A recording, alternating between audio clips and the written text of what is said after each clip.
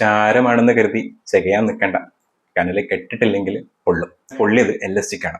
MIയുടെ ആ ഒരു വെട്ടിക്കെട്ട് അടിയിൽ LSG ശരിക്കും ഒന്ന് പൊള്ളി എന്ന് പറയാം. എന്നാലും ഞാൻ ആലോചിക്കാം കേട്ടോ, എന്നാൽ ഈ കളിയൊക്കെ എവിടെയായിരിക്കും ഒളിപ്പിച്ച് വെച്ചിട്ടുണ്ടാവും? ഒരു 2 കളി മുന്നേ ഇങ്ങനെ കളിച്ചിരുന്നെങ്കിൽ ചിലപ്പോൾ പ്ലേ ഓഫ് സാധ്യതയെങ്കിലും ഉണ്ടായേനെ. ഇതിപ്പം എല്ലാം കഴിഞ്ഞ്, പൂരവും കഴിഞ്ഞ്, കൊടിയിറക്കും കഴിഞ്ഞ്, ചെണ്ടക്കാരും മേളക്കാരും ചന്തക്കാരൊക്കെ പോയി, ഏകദേശം തീരുമാനങ്ങളൊക്കെ ഓൾമോസ്റ്റ് ആയി. ഇനിയിപ്പോൾ മേലെയുള്ളൊരു മാക്സിമം 8 സ്ഥാനം വരെയുള്ളൊരു ടീമുകൾ തമ്മിലൊരു കോമ്പറ്റീഷനാണ് ശരിക്കും ഇപ്പോൾ ഉള്ളത്. കാരണം ലാസ്റ്റുള്ള 2 ടീമുകൾ ഓൾമോസ്റ്റ് പോയതാണ്. അപ്പം ഈ പോയ അവസ്ഥയിലാണ് ഇവർ വീണ്ടും ഒന്ന് വെട്ടിത്തിളക്കുന്നത്. നമ്മൾ മറ്റേ കോമഡി പറയുന്നല്ലേ, എന്തിനോ വേണ്ടി തിളക്കുന്ന സാമ്പാർ എന്ന് പറഞ്ഞൊരു അവസ്ഥയാട്ടോ. ഇതിന് മുന്നേക്കെ കുറെ മാച്ചസിൽ നമ്മളെ രോഹിത് ഭായ് ഇങ്ങനെ ഡഗ്ഔട്ടിലിരിക്കുന്ന കാണുന്നുണ്ടായിരുന്നു, ചിരിക്കുന്നതും സംസാരിക്കുന്നതൊക്കെ.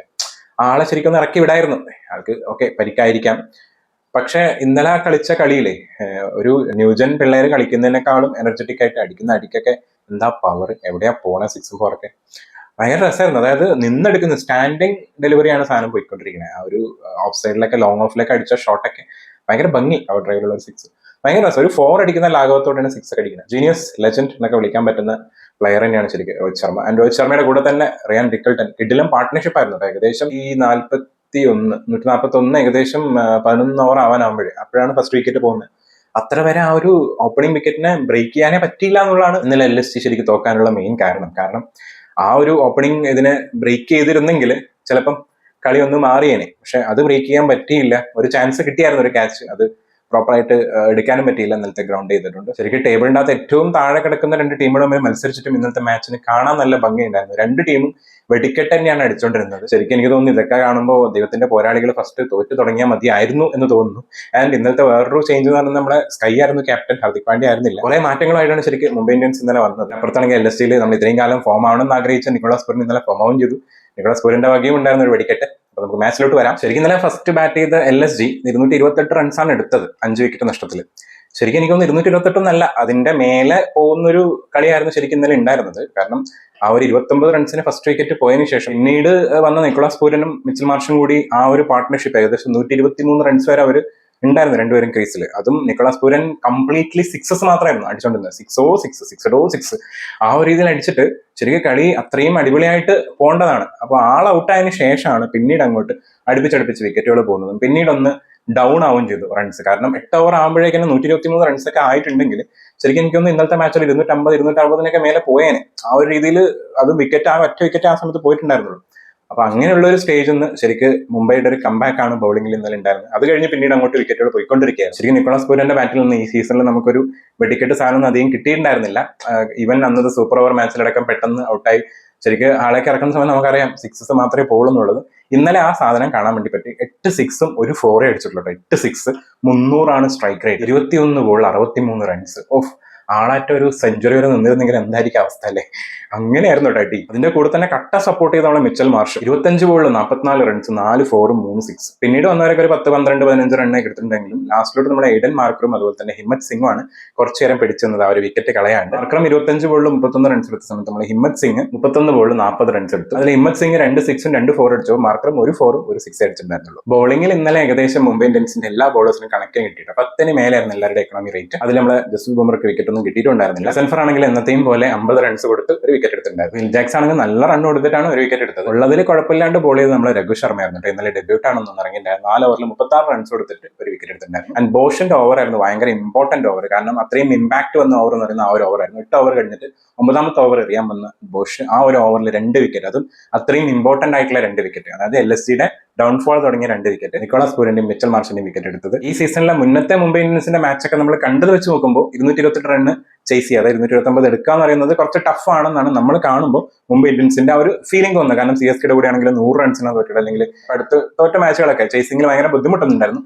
അപ്പൊ ആ ഒരു രീതിയിൽ നോക്കുന്നത് അങ്ങനെയാണ് പ്രതീക്ഷിച്ചത്. പക്ഷേ ഇന്നലെ ഇമ്പാക്ട് പ്ലെയർ ആയിട്ട് ഇറങ്ങിയ നമ്മുടെ സാക്ഷാൽ രോഹിത് ശർമ്മയായിരുന്നു. രോഹിത് ശർമ്മ, റിയാൻ റിക്കിൾട്ടൺ, ആ ഒരു കോംബോ, ഡെഡ്ലി കോംബോ തന്നെ പറയാം. വെടിക്കെട്ടിന് തീ കൊടുത്ത പോലെ വെടിക്കെട്ടിന്റെ പൂരായിരുന്നു. 6s ആയിരുന്നു കൂടുതൽ. പ്രത്യേകിച്ച് നമ്മുടെ റിയാൻ റിക്കിൾട്ടൺ ഫസ്റ്റ് ഒരു എഡ്ജിൽ കൊണ്ട് 4 പോയെങ്കിലും പിന്നീട് അങ്ങോട്ട് ആള് ഫുൾ അടി തന്നെയായിരുന്നു, പൊക്കി അടിക്കൽ തന്നെ. ഒരുമാതിരി ബോളുകളൊക്കെ പൊക്കി അടിക്കുക, ഒന്നും താഴത്തിലുള്ള അടികളൊന്നും കുറവായിരുന്നു കേട്ടോ, എല്ലാം പൊക്കി അടിക്കാനുള്ള സിക്സസ് മാത്രമായിരുന്നു കൂടുതൽ. കുറെ നേരം മേലോട്ട് നോക്കി നിന്നൊരു അവസ്ഥയായിരുന്നു ശരിക്കും ഇന്നത്തെ മാച്ച് മുംബൈ ഇന്ത്യൻസിന്റെ ബാറ്റിംഗ് സമയത്ത് ഉണ്ടായിരുന്നത്. നമ്മൾ റയാൻ റിക്കിൾട്ടൺ 32 ബോളിൽ 83 റൺസ് എടുത്തു, അതിൽ 6 4 8 6 ആയിരുന്നു, 259 ആയിരുന്നു ആളുടെ സ്ട്രൈക്ക് റേറ്റ്. ആളാണ് ഫസ്റ്റ് ഔട്ട് ആയത്. അത് കഴിഞ്ഞ് കുറച്ചു നേരം കഴിഞ്ഞപ്പോൾ നമ്മളെ രോഹിത് ശർമ്മ ഔട്ടായി. 44 ബോളിൽ 84 റൺസ് ആണ് എടുത്തത്, 6 4 7 6 ആയിരുന്നു അടിച്ചിട്ടുണ്ടായിരുന്നു, ഏകദേശം 190 മേലെ സ്ട്രൈക്ക് റേറ്റ് ഉണ്ടായിരുന്നു. ഇവരുടെ ആ ഒരു ഫസ്റ്റ് വിക്കറ്റ് പാർട്ട്ണർഷിപ്പ് 143 റൺസ് വരെ ഉണ്ടായിരുന്നു കേട്ടോ, 10.5 ഓവർ, ഏകദേശം 5 ബോളിലാണ് ഇവർ 143 റൺസ് പാർട്ട്ണർഷിപ്പ് ഉണ്ടാക്കിയത്. ഇത്രയും നല്ല പാർട്ട്ണർഷിപ്പ് ഏകദേശം ജയിക്കേണ്ട ഒരു സ്റ്റേജിൽ എത്തിക്കഴിഞ്ഞാൽ പിന്നെ കളി ജയിപ്പിക്കാൻ ഭയങ്കര ഈസി അല്ലേ. നമ്മൾ തിലക് വർമ്മ ഇറങ്ങി, അപ്പോൾ രോഹിത് ശർമ്മ ഏകദേശം റൺ ഔട്ട് ആകുമ്പോൾ 50 സംതിങ് റൺസ് ഉണ്ടായിരുന്നുള്ളൂ. അപ്പൊ അതിനുശേഷം പിന്നീട് അങ്ങോട്ട് അടിച്ച് 80 റൺ വരെ ആക്കുമ്പോഴേക്ക് തന്നെ തിലക് വർമ്മയും കുറച്ചു നേരം കളിച്ചു, പക്ഷെ അധികം നേരം പിടിച്ചേക്കാൻ പറ്റിയില്ല. രോഹിത് ശർമ്മ ആ ഒരു റേഞ്ചിൽ ഔട്ടായ സമയത്ത് അത് കഴിഞ്ഞ് തിലക് വർമ്മ ഔട്ടായി. നമ്മുടെ സൂര്യകുമാറും നമന്തേരും കുറച്ചു നേരം നല്ലൊരു പാർട്ട്ണർഷിപ്പ് ഉണ്ടാക്കിയിരുന്നു. കുറച്ച് കഴിഞ്ഞിട്ട് സൂര്യകുമാറിന് എനിക്കൊന്ന് പെട്ടെന്ന് കളി തീർക്കണം എന്നുള്ളൊരു ആവേശം കയറി വന്നൊന്ന് ഒരു സമയമായപ്പോൾ ആൾ ഔട്ടായി. ഏകദേശം ജയിക്കേണ്ട ഒരു വക്കിലെത്തിയപ്പോഴാണ് ശരിക്കും ആൾ ഔട്ടായത്. അതിനുശേഷം പിന്നെ നമ്മുടെ വിൽ ജാക്സ് വന്ന് രണ്ടുപേരും കൂടി ആ ഒരു ചെറിയൊരു പാർട്ട്ണർഷിപ്പ് ഉണ്ടാക്കിയിട്ട് കൂളായിട്ട് ആ ഒരു മാച്ച് ജയിക്കായിരുന്നു. നമന്തീർ അറിയാലോ, നമന്തീർ ക്രീസിന്റെ ഒരു സൈഡിൽ നിൽക്കുകയാണെന്നുണ്ടെങ്കിൽ വിക്കറ്റ് പോലെ കുറച്ച് ബുദ്ധിമുട്ടായിരിക്കും, ആളെ വിക്കറ്റ് എടുക്കാൻ കുറച്ച് ടഫാണ് കേട്ടോ. ആളെ കൂളായിട്ട് ഇന്നലെ അടിച്ച് ആ ഒരു കളീനെ അങ്ങോട്ട് ജയിപ്പിച്ചു. നമന്തീർ 12 ബോളിൽ 23 റൺസാണ് എടുത്തത്, 3 4 ഒരു 6 ഉണ്ടായിരുന്നു, ഏകദേശം 190 മേലെ തന്നെ സ്ട്രൈക്ക് റേറ്റ് ഉണ്ടായിരുന്നു. ഇന്നലെ ആങ്കർ ഇന്നിംഗ്സ് അല്ല, കുറച്ചും കൂടി അടിക്കുന്ന ആ ഒരു ഇന്നിംഗ്സ് തന്നെയാണ് ആൾ കാഴ്ചവെച്ചത്. കാരണം ഓൾറെഡി നല്ലൊരു ബേസ് കിട്ടിയിട്ടുണ്ടല്ലോ, പിന്നെ അടിക്കുന്നതിന് എന്താ പേടി. മുംബൈ ഇന്ത്യൻസിന്റെ ബോളിംഗിൽ നമ്മുടെ ഗസൻഫറാണ് 50 അടിച്ചെങ്കിൽ ഇവിടെ 2 പേര് 50 അടിച്ചിട്ടുണ്ടായിരുന്നു, നമ്മൾ ആവേശ് ഖാനും അതുപോലെ തന്നെ മുഹമ്മദ് ഷമിയും. മുഹമ്മദ് ഷമി 4 ഓവറിലാണ് 50 അടിച്ചിട്ടുണ്ടെങ്കിൽ ആവേശ് ഖാൻ 4 ഓവർ ആയില്ല, 2 ബോൾ ബാക്കി നിൽക്കാൻ തന്നെ 50 അടിച്ചിട്ടുണ്ടായിരുന്നു കേട്ടോ. ആവേശ് ഖാന് വിക്കറ്റ് കിട്ടിയില്ല, പക്ഷെ മുഹമ്മദ് ഷമിക്ക് ഒരു വിക്കറ്റ്. നമ്മുടെ മോസിൻ ഖാനും അതുപോലെ മണിമാരൻ സിദ്ധാർത്ഥും രണ്ടുപേരും 50ന്റെ അടുത്തെത്തിയായിരുന്നു 4 ഓവർ ബോൾ എറിഞ്ഞപ്പോൾ. പക്ഷേ അടുത്തെത്തിയേ ഉള്ളൂ, ഒരു 47 ആ റേഞ്ചിലാണ് വന്നത്. മണിമാരൻ സിദ്ധാർത്ഥ് 2 വിക്കറ്റ് എടുത്ത സമയത്ത് മോസിൻ ഖാൻ ഒരു വിക്കറ്റ് ഉണ്ടായിരുന്നു. ഉള്ളതിൽ കുറച്ച് റൺസ് പിടിച്ചെറിഞ്ഞ് നമ്മളെ പ്രിൻസ് യാദവ് കേട്ടോ, 3 ഓവറിൽ 28 റൺസ് കൊടുത്തിട്ടുണ്ടായിരുന്നുള്ളൂ. ഇന്നലത്തെ മാച്ച് എനിക്ക് കാണുമ്പോൾ കുറച്ചും കൂടി ഫീൽ ചെയ്ത്, നമ്മൾ ഈ ഒരു മാച്ച് ഒക്കെ കഴിയാനാവുന്ന സമയത്ത് ലൂസേഴ്സ് ഫൈനൽ എന്ന് പറഞ്ഞിട്ടുണ്ടാവില്ല, ഇപ്പോൾ ഓൾറെഡി തോറ്റ 2 ടീമുകൾ തമ്മിൽ കളിക്കുമ്പോൾ ആ കളിയിൽ ഉണ്ടാകുന്ന ഒരു സംഭവം ഉണ്ടാവില്ല. നമുക്ക് ഭയങ്കര ഒരു ഇൻട്രസ്റ്റ് ഒന്നും ഉണ്ടാവില്ല കളി കാണാൻ, പക്ഷെ നല്ല ടീമുകളാണെങ്കിൽ ആ ഒരു കളി കാണണം എന്നൊരു ആഗ്രഹം ഉണ്ടാവും. ഏകദേശം അതുപോലെയായിരുന്നു ഇന്നലെ ഉണ്ടായിരുന്നത്. കാരണം LSG നല്ലൊരു ടീമാണെന്ന് നമുക്കറിയാം, നല്ല ബാറ്റിംഗ് സ്ട്രെങ്ത് ഉണ്ട്, അതുപോലെ തന്നെ ബോളിംഗിലും കുഴപ്പമില്ലാണ്ട് ചെയ്യുന്ന ആളാണ്. ഈവൻ മുംബൈ ഇന്ത്യൻസ് നമ്മളറിയാം ഒരു ഇന്ത്യൻ ടീം തന്നെയാണ്. അപ്പൊ ആ ഒരു ടീമിൽ നമുക്കറിയാം എത്രത്തോളം ആ ഒരു ബാറ്റിംഗ് സ്ട്രെങ്ത് ഉണ്ടെന്നും അതുപോലെ തന്നെ ബോളിംഗ് സ്ട്രെങ്ത് ഉണ്ടെന്നും.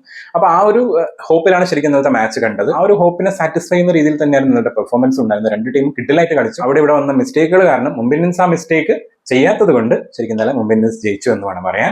അതിൽ ഫുൾ ക്രെഡിറ്റ് ഗോസ് ടു ആ ഒരു ഫസ്റ്റ് ഓപ്പണിംഗ് വിക്കറ്റ് പാർട്ട്ണർഷിപ്പ് തന്നെയാണ് ആ ഒരു ചേസിൽ കുറച്ചും കൂടി ഈസി ആക്കിയത് ജയിക്കാൻ വേണ്ടിയിട്ട്. ഇല്ലാന്നുണ്ടെങ്കിൽ നമ്മൾ ഇതിന് മുന്നേ മുംബൈ ഇന്ത്യൻസിന്റെ മാച്ചസ് കണ്ടതാണ്, അതിലൊക്കെ എങ്ങനെയാണ് അവർ ചേസിംഗിൽ ഫെയിൽ ആയതെന്നുള്ളത്. അപ്പൊ എന്തായാലും ഇനി ഒരു പ്രതീക്ഷയൊന്നുമില്ല, പക്ഷെ എന്തായാലും ഒരു സ്ഥാനങ്ങളൊക്കെ ഒന്ന് മെച്ചപ്പെടുത്തി ഇനിയുള്ള മാച്ചസിലും ജയിച്ച് ആ ഒരു അടുത്ത വർഷത്തേക്ക് ഒരു പ്രോമിസിങ് കൊടുക്കാൻ പറ്റുന്ന രീതിയിൽ കളിക്കുന്നത് നല്ലതായിരിക്കും. അതാണ് നമ്മളും പ്രതീക്ഷിക്കുന്നത്. അപ്പൊ എന്തായാലും ഇന്നലത്തെ മാച്ച് കണ്ടായിരുന്നോ? മിസ്സായോ ആരെങ്കിലും? ശർമ്മയുടെ ആ ഒരു വെടിക്കെട്ട് മിസ്സായവരുണ്ടെങ്കിൽ പറട്ടോ, മിസ്സാവാത്തവരെ കണ്ടിട്ടുണ്ടെങ്കിൽ നിങ്ങളുടെ ആ സമയത്തുണ്ടായ ആ ഒരു അനുഭവങ്ങൾ കമന്റിൽ പങ്കുവെക്കല്ലോ. അത്രേ ഉള്ളൂ. അടുത്ത വീഡിയോയിൽ കാണാം.